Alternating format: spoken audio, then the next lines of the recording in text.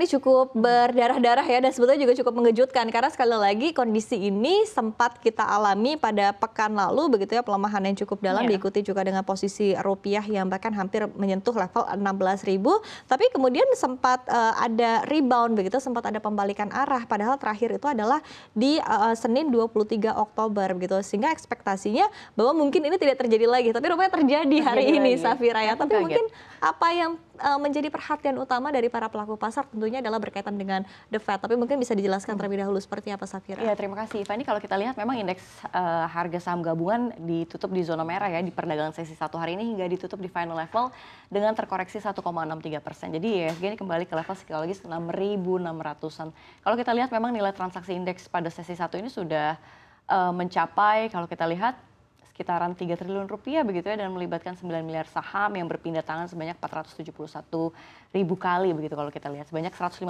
saham menguat, 351 saham juga melemah, dan kalau kita lihat 173 saham juga stagnan.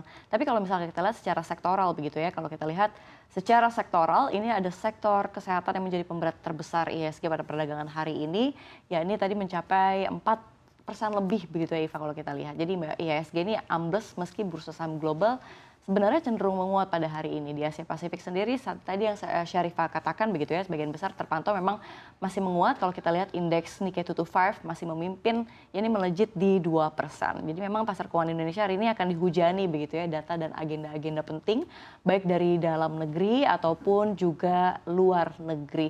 Dan kalau kita lihat memang tadi seperti yang Syarifah katakan begitu ya, pelemahan hari ini memang membalikan posisi IHSG yang kalau kita lihat sempat rebound pada akhir Oktober begitu ya, sekitar 0,24% secara harian. Jadi kalau kita lihat dalam basis mingguan, sebenarnya IHSG juga masih berada dalam zona merah dengan koreksi sudah lebih dari 2%.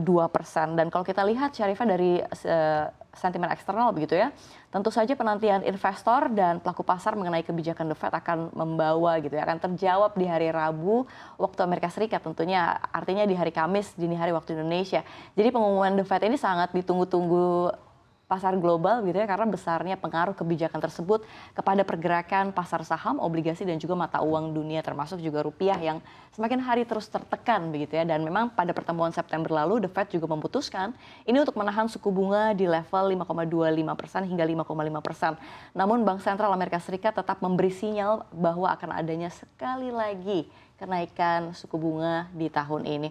Jadi selain itu juga sentimen akan datang dari data aktivitas manufaktur sejumlah negara, data tenaga kerja Amerika Serikat juga tentunya akan termasuk dalam kita lihat sentimen hari ini. Pergerakan Wall Street kalau kita lihat memang kompak menghijau begitu ya, ini diharapkan sebenarnya menjadi sentimen bagus begitu bagi pasar keuangan Indonesia. Selain itu juga kuat ya, namun cukup kebal begitu betul sekali dan IHSG hari ini. Jadi perang Israel Palestina juga semakin menggila kalau kita bilang ya. Ini tentunya membuat pasar semakin bergejolak. Kalau kita lihat di sisi lain di kawasan Eropa juga mencatatkan inflasi sebesar 2,9% secara tahunan pada Oktober 2023. Ini terendah sejak Juli 2023. Inflasi juga kalau kita lihat turun lebih tajam dibandingkan proyeksi pasar yakni di 3,1%. Tetapi masih sangat jauh di atas target Bank Sentral Eropa yakni di 2%. Iya, jadi memang cukup kuat, sangat kuat bahkan kalau kita lihat ya untuk dari eksternal sendiri untuk sentimen-sentimen yang berpengaruh begitu ya kepada indeks harga saham gabungan dan juga bagi rupiah kita pasar keuangan domestik secara keseluruhan. Dan di satu sisi juga memang balik lagi ya Safira ya, kita tengah menanti seperti apa kebijakannya nanti akan dirilis pada dini hari begitu ya dari Bank Sentral Amerika Serikat The Fed, dan ini memang masih menjadi sentimen utama. Nah, tapi kalau kita berbicara terkait dengan eksternal begitu ya, tadi sudah dijelaskan lebih jelas begitu ya oleh Safira, tapi dari internal sendiri ini juga seperti apa? Karena di satu sisi kita lihat ya bahwa Bank Indonesia sebetulnya juga sudah menaikkan suku bunga acuan 25 basis poin begitu dari 5,75% di level 6% saat ini. Tapi rupanya memang indeks dolar nih sangat kuat, cukup kuat begitu ya. Dan bahkan jadi akhirnya juga masih belum cukup kuat begitu ya untuk balik lagi membuat dolar ini juga membuat rupiah menguat begitu ya melawan dolar Amerika Serikat, karena memang dolarnya sendiri yang sangat perkasa begitu. Tapi seperti apa mungkin dari internal sendiri bisa menjadi perhatian dari para pelaku pasar begitu untuk sentimennya? Memang betul. kalau dari dalam negeri begitu ya, memang sentimen banyak dari data inflasi Oktober serta PMI manufaktur Oktober juga. Jadi BPS telah mencatat inflasi Oktober 2023 ini sebesar 2,56% secara tahunan. Sedangkan inflasi bulanan ini terrealisasi 0,17%. Kalau kita dengarkan bersama-sama begitu ya pada rilis BPS, Deputi Bidang Statistik Distribusi dan juga Jasa BPS, Puji Simartini, mengatakan ini terjadi peningkatan indeks harga konsumen atau IHK secara tahunan dari 112,75 menjadi 115,64. Ada juga peningkatan IHK secara bulanan kalau kita lihat dari 115,44 menjadi 115,64. Sementara itu kalau kita lihat komoditas penyumbang inflasi terbesar secara bulanan ini adalah transportasi dengan inflasi 0,55% dan andil 0,07%.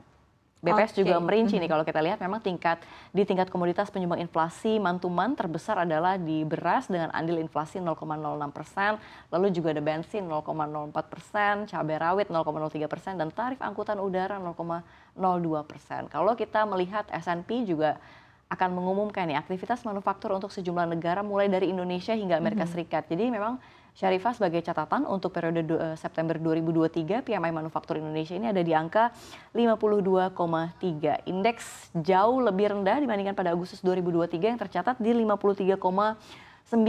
Indeks PMI pada September adalah yang terendah selama 4 bulan terakhir. Tapi meski melandai begitu ya, PMI manufaktur Indonesia ini sudah berada dalam fase ekspansif selama 25 bulan terakhir. Jadi jika PMI Indonesia kembali jeblok, maka ini harus menjadi alarm ya Syarifah, karena memang bisa menjadi sinyal perlambatan pertumbuhan ekonomi. Oke, apalagi kalau kita lihat PMI China juga turun begitu ya, dan bahkan ke level pesimis begitu ya, bahkan di bawah 50, dan ini juga menjadi perhatian kita tentunya. Nah, kemudian kalau kita lihat hari ini juga yang menarik, Safira, ini adalah pergerakan emiten begitu ya secara sektoral, khususnya adalah emiten Big Caps, karena pergerakannya cukup bervariasi ya. Kalau kita lihat ada sejumlah emiten Big Caps yang bergerak di zona merah dengan pelemahan cukup dalam, tapi ada juga nih sejumlah Big Caps yang justru terbang pada perdagangan hari ini dengan angka penguatan yang juga cukup signifikan. Padahal biasa kalau kita lihat posisi nilai tukar ataupun juga melihat posisi indeks harga saham gabungan di penutupan hari ini, biasanya ini kompak nih ya, berada di